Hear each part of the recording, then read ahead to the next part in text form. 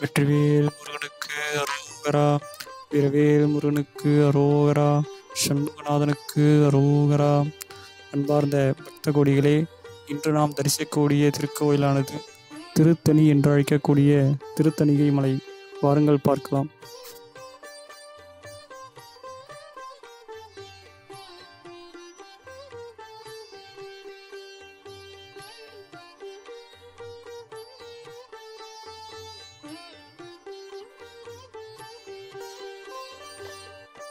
திருத்தணிகை மலையை பற்றி நாம் இங்கு சொல்வதை விட முருகப்பெருமான் வள்ளி பிராட்டியிடம் என்னென்ன சொல்லி இருக்கிறார் என்று பார்ப்போம் வாருங்கள்.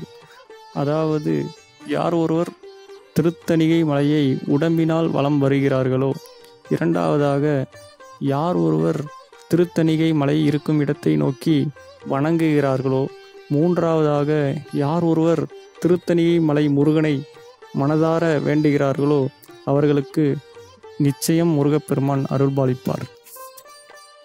நாம் எப்படி பழனி திருத்தலத்தை வாயார உச்சரிக்கிறோமோ, திருச்செந்தூரை மனதார நினைக்கிறோமோ, அதேபோல் திருத்தணியை உடம்பால் வணங்க வேண்டும்.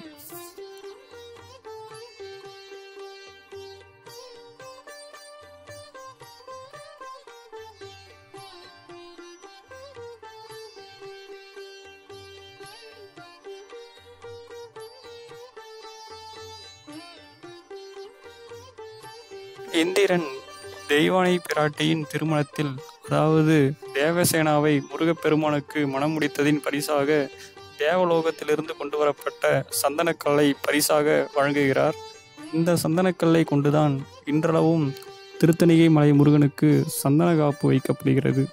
ஆண்டுக்கு ஒரு முறை இந்த சந்தனத்தை பக்தர்களுக்கு பிரசாதமாக வழங்குகிறார்கள்.